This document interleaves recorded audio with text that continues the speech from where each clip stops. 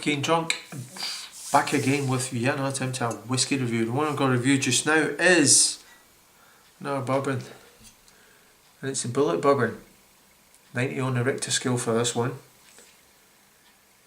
This is one that I have never ever heard of, and I sort of googled it a little bit to find out what it was, and I don't know how accurate it was in Wikipedia, but it did say that the history was kind of exaggerated a little bit to give the bourbon a sort of history in the market of bourbons. So anyway, we'll go in here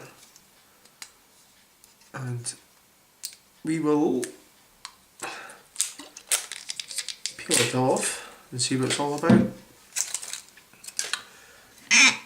So here we go. Oh, here we go. It's nice cork. I like to see that. I love the bottling actually. It looks like something like, hey, I used to sell that in the Wild Wild West. Drinking it, and you could just picture John Wayne taking a swig out of that after crossing the Rio Grande as Rooster Cogburn or something like that. I'm reminiscing. So anyway, we'll get the Bulleit bourbon in the glass. I do know there is a couple of variations of this. I have the reddish kind of label, and there is a green label. So anyway, I know nothing about this whiskey. All it is, it's in a nice bottle.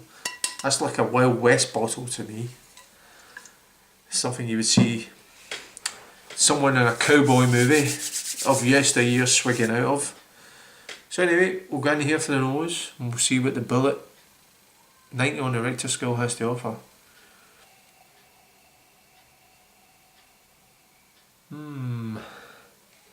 Very soft on the nose. Picking up a little bit of toffee. Slight vanilla in there as well. Believe it or not, I don't often get this from whiskies, but there's a bit of zest of a fruit in there. I'd be bold enough to say orange. So anyway, it's all about the taste. Sophie Drunk drinking a Bulleit bourbon, 90 on the Richter scale. Sanjivar.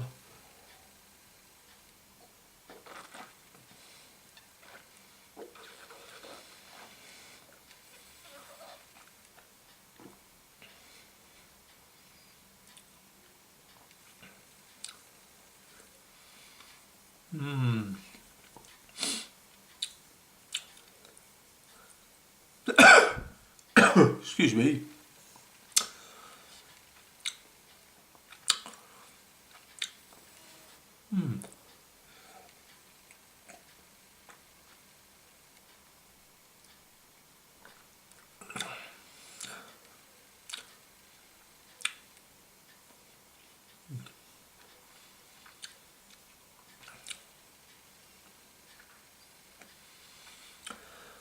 Well, that one's got me kind of stumped a little bit.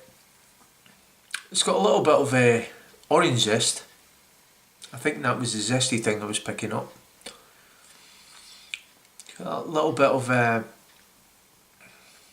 no chard, no oak or anything for me. I'm not picking that up at all. It's got a very nice dryness about it, very, very pleasant that way.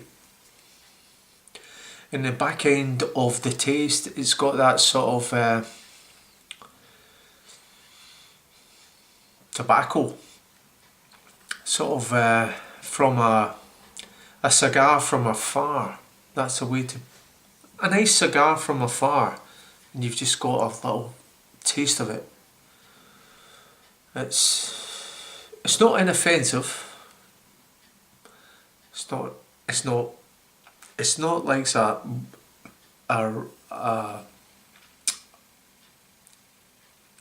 what was the word I'm looking at?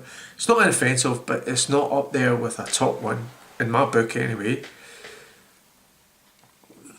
It's not that bad actually, but it's pleasant enough. But it's unusual, it's complex.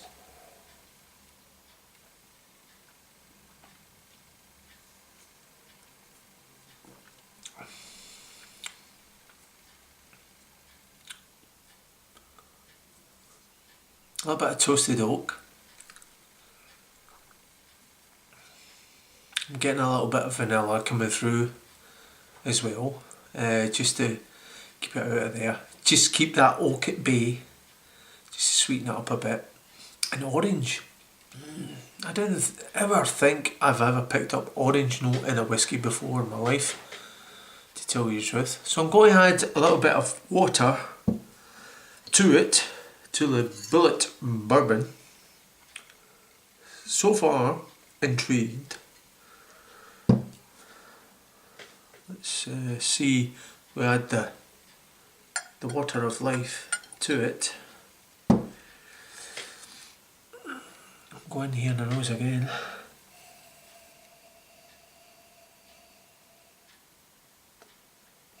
Picking up slightly more stronger oak note.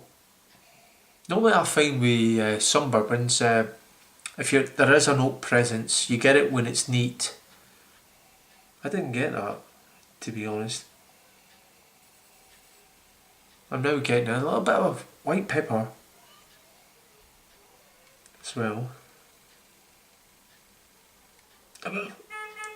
Toasted oak, it is toasted oak and white pepper. A little bit of orange. Now that I know. Bit of orange zest as well. So anyway, Sofa getting drunk, drinking a Bulleit. 90 on the Richter scale. It's not too far.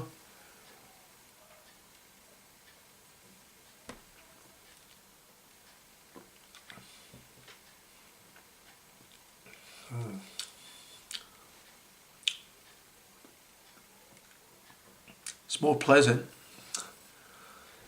unoffensive, very smooth, very silky, very oily on the tongue. It's actually not that bad. Now it's evened itself out. This is a sort of bourbon that I would recommend, a stepping stone bourbon. Someone who, way back in my youth, about 100 years ago, when I was a vodka drinker, and I always liked to look at whiskey, but I was never man enough to drink whiskey. And I remember one night going out and I was drinking vodkas and coke, and I picked up the wrong glass, and someone was drinking Jack Daniels and coke, and I was going, "Oh, what's that?" And they told me it was JD and coke, and I thought, I'll get one of those, and I tried it, and that's how I got a stepping stone into drinking whiskies, and that's where I am to now. I like my whiskies, but I started drinking your Jack Daniels, your Jim Beams and Coca-Cola, and then progressed from there. This I would suggest to a lot of people who like to put mixers in their bourbons and their whiskies. I would say this is a good stepping stone whiskey for that. Very, very mild spice. I put the water in it. I dare say it'd be very, very pleasant, though I would never ever drink bourbons and coke or bourbons and lemonade anymore. But there is a lot of people out there who do this, and I'm not going to decry them for it. Each man to their own poison, each lady to their own poison. This is actually, it's okay. It's okay. It's not the best bourbon I've had, but it's actually quite good. It's pleasant enough to drink. If you were up at someone's house and they pulled a bottle of this out, you'd be happy enough. You could sit and chew the fat with them, have a good conversation about, if this is going out to America just now, Donald Trump, and if this is going out in Scotland, you could the ND referendum too. It's you could have a good politics debate about this. But anyway, I'm babbling a load of shit to you. Well, that's crap in America. So anyway, what am I going to give the Bulleit Bourbon 90 on a Richter scale? Is it one I'd drink again? Yeah, I probably would, because I've got quite a lot of it to drink. And yeah, I probably would. I don't think I'd buy it again, to be honest. But I will drink it again. If I went up to someone's house or into a bar and someone bought me, I wouldn't be offended by it. What am I going to give that? I'm going to give that a 3 out of 5. So anyway, if you've had the Bulleit Bourbon before, give us a shout. And if not, Sofa King Drunk will catch you in a whiskey review. Sanjiva, keep drinking the good whiskey. Ciao for now, I'll catch you in another one.